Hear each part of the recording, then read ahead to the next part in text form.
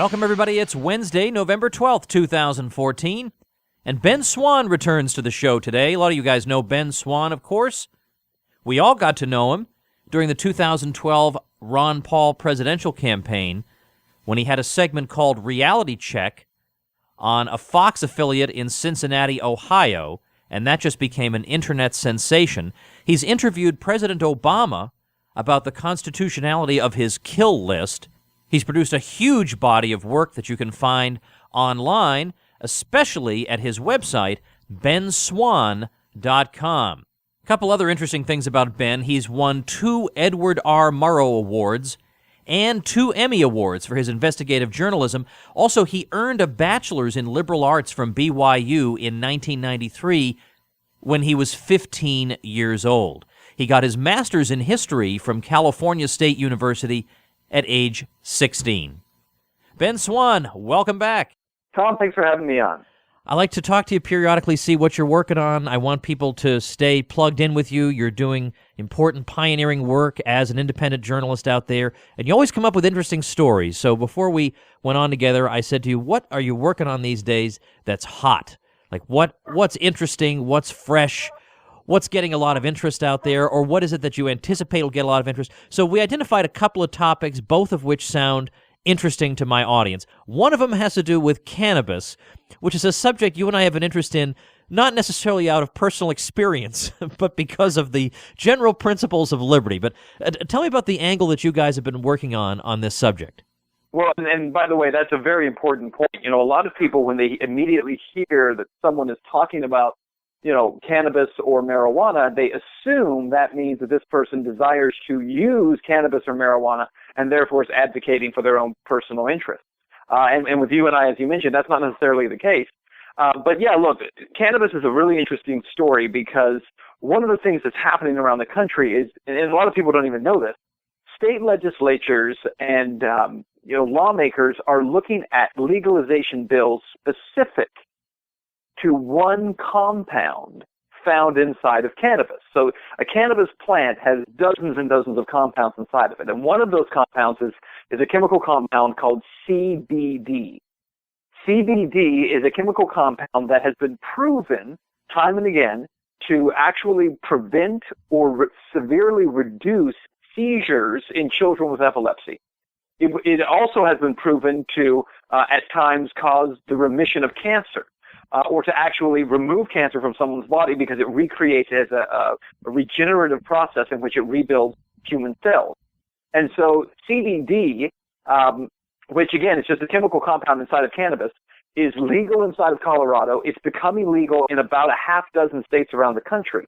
The problem, of course, is that when you get media and government kind of working together, politicians working together to talk about these issues, they typically misrepresent the issue.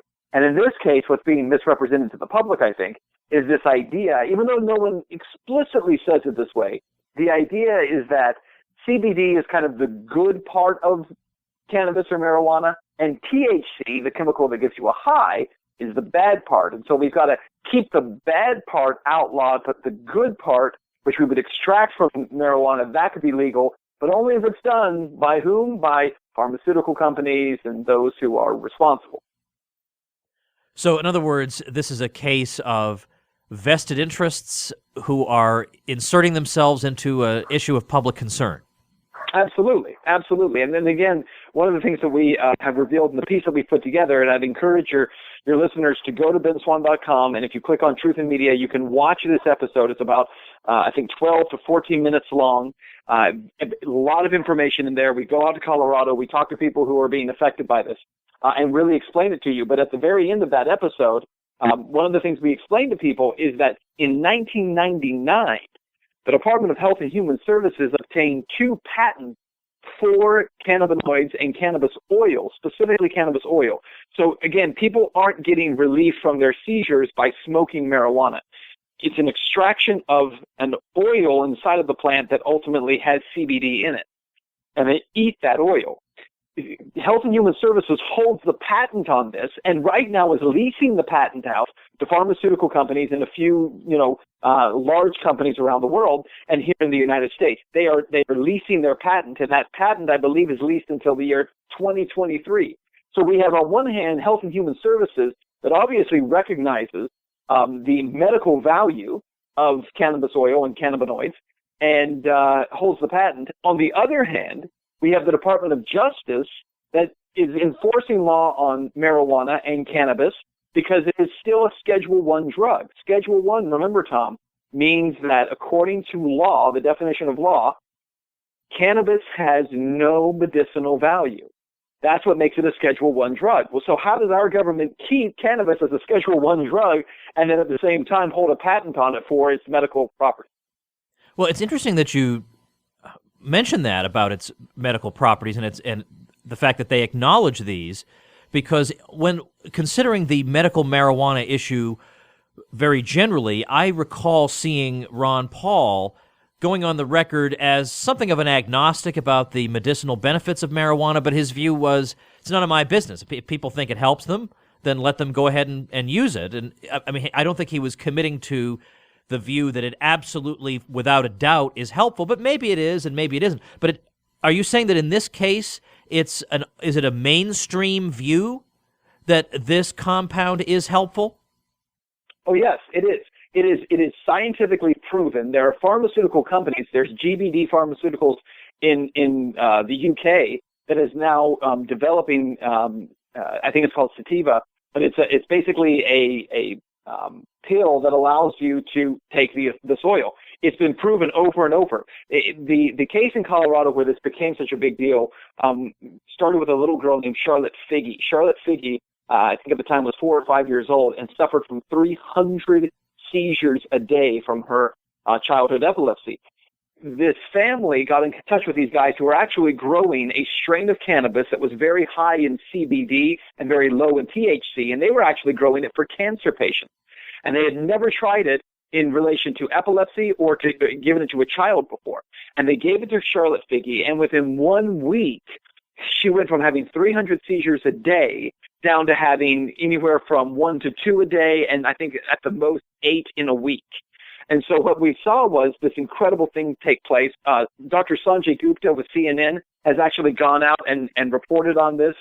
It is a medical fact that people who take this oil, and then by the way, Tom, I should mention this too, there are thousands and thousands of families from across the country who are moving to Colorado because their children there legally can take this oil. And that is what's prompting, by the way, state legislatures across the country to now say, let's legalize CBD oil for children with epilepsy and cancer patients. Also, people who have Crohn's disease. We interview a woman who was dying, literally rotting from the inside out from Crohn's disease, and began taking this oil, and all of her symptoms immediately went away. So it's really important for people to understand this is not just, kind of anecdotal stories that go along with this. There's a lot of scientific evidence that demonstrates this does work. The top biologists in the country studying this right now say not only does CBD work, but combinations of CBD, CBN, CBA, THC, so all these different compounds, different combinations work differently inside of the human body. And they say that absolutely, no question, this is kind of the new frontier of medicine. One other thing I'd say about it, so that people understand, this isn't just a bunch of hocus pocus. The human body actually creates cannabidiols, and that's why we respond well. And listen, I'm no expert on this, okay? But from the research that we've done over the last year on this, the human body creates these. And somebody was explaining to me, they said, people who think this is all very foreign to us need to understand that the largest number of cannabidiols that you will ever intake into your system actually happens at birth, because it's found in mother's breast milk. The largest concentration that we receive as humans happens at that time. Well, remember, Tom, just a few decades ago, we had this push to not breastfeed children in the 70s and in the late 60s. And now, of course, we've come out of that. And today, doctors tell mothers, breastfeed your children as long as possible because of the immunities and the development that happens in your child as a result of that. So it's all kind of tied together, and I think it's an interesting kind of moment in human history. But it is also a freedom issue. Do people have the right to go try this for themselves?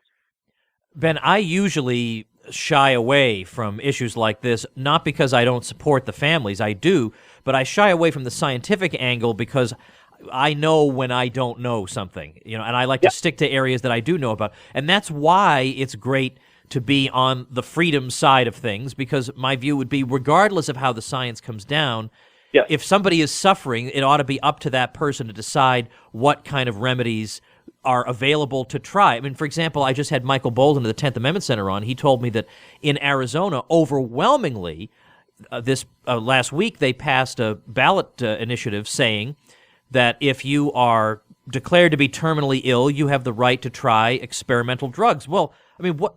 No kidding, right? There's no, I mean, and I don't have to know the science of those drugs to know that that's a general principle that I'm going to support.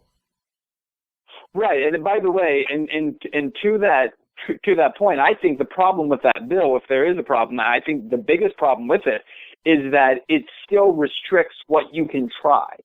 So it does have these restrictions to say, well, it has to be still FDA approved. It has to be right. So there are a lot of restrictions within that bill that don't just say a right to try bill, in my opinion, should say you have the right to try whatever you want to try. Yeah, right, so if you want to drink Drano to try to cure your cancer, I think that's a horrible idea. But if you want to do that, it should be legal for you to do that.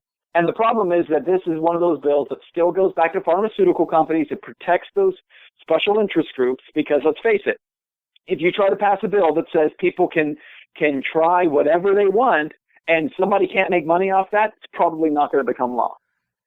All right, let's shift gears and talk about foreign policy. You are preparing something, I understand, on the whole ISIS question. Tell us about that. Well, we're going to be releasing this video here very soon. We've been doing quite a bit of work on it. This is a video that we're hoping will not be a preaching to the choir video of the liberty movement out there. And what we're really hoping to do is encourage people within the liberty movement to take this piece, which very clearly and succinctly explains how ISIS kind of rose to power, and share it with your friends who watch Fox News and watch CNN and who think ISIS is coming to get us, and so we've got to put boots on the ground in Iraq again. And all we're trying to do, Tom, is explain to people this is how ISIS came not just into existence, but how they came to power. And it's not because of this media lie and political lie of a lack of action on the part of the United States.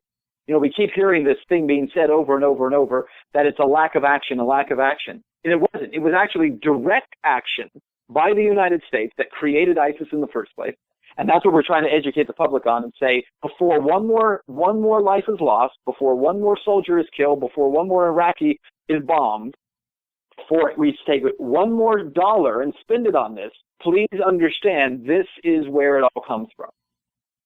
Well, that's an important point for any American to hear about. But on this show, Ben, I particularly tend to focus on the neoconservatives and conservatives who just, I think, thoughtlessly go along with what they're told about foreign policy on Fox News and through their neoconservative magazines that they read and so on, because I used to be one of those people, and I'm particularly sensitive to this. When I see other people being snookered, it fills me with a kind of outrage. And I want to say to them, why is it that on the domestic side, you can clearly understand that there are consequences to price controls, government intervention, financial regulation, whatever it is that you think you're solving, you tend to either intensify or you create a new problem you couldn't have anticipated. And you conclude from this that, the economy and society are just too complex to be able to plan or to be able to predict the long-term consequences of intervention. Okay, you see that point. Why do you not see the ISIS point? Right. And I think part of it is, it goes back to this idea that ISIS sprouted up, again, because we weren't doing enough. One of the things that neocons, and I like you, I come from a neocon background, and one of the things that neocons immediately think to themselves is that, and I think it's been ingrained into them, is this idea that if the United States is not in control of the chessboard that is the globe, things fall apart. As long as we have our hands kind of in the pie all over the globe, we can somehow prevent bad things from happening and keep the world safe. It's not true. It's a complete lie. But we have been convinced of this lie for so long that you have to really work to help people to see here is the short-term, long-term ramification. Now, the positive in all that is that we live in such a remarkable time because of the internet and the acceleration of events that with this ISIS video in particular, we only have to go back to 2006 to show you where ISIS started. We only have to go back as far as 2009 to show you where they changed their strategy. We only have to go, Tom, back to 2012 and 2013 to show you how the United States armed, trained, and funded the rebels in Syria who became ISIS. And so I think because of the timeline of history is so short to show this to people, we have an opportunity, unlike what we had with, for instance, explaining the creation of the Mujahideen and Al-Qaeda to fight the Soviets in the late 70s, which ultimately became, led to the attacks of 9/11 in 2001. That's such a long span of history, I think people have a hard time with it. But when you can show someone 18 months ago, this happened, and now, here we are a year and a half later, and now this is happening, I think it's easier for them to absorb. And you're right. I mean, first of all, the fact that the times you're dealing with, as you say, are so short makes it impossible for people to say that's ancient history. As they tried to say in the late 70s when the hostages were taken in Iran, people said, well, this may have something to do with resentment over the coup in 1953 that was assisted by the CIA in Iran. And the famous response to that was, well, that's ancient history. But it's not really that long ago, but certainly the time span you're talking about is very, very short. And now this is a topic, by the way, that I don't see how you could have a more important issue to talk about, because this is the issue, this ISIS situation that took even some people who had followed Ron Paul for a long time and thought he was a heroic guy and stuck by him on non-intervention. But a lot of those people jumped off that train and said, well, in this case now, we can't be dogmatic about non-intervention. Once in a while, you got to get in there and crack some skulls. I hope this can also reach those people. Well, and I completely agree with you. I think what has been fascinating to me, and I got a chance to talk with Dr. Paul about this recently. He was lamenting the fact, how did we go from just a year ago talking about, intervention in Syria, and the United States public, to the tune of 89% of the public said we are not going to Syria. It was so bad, Tom, that Congress wouldn't even vote on it because they were so afraid of the ramifications of it.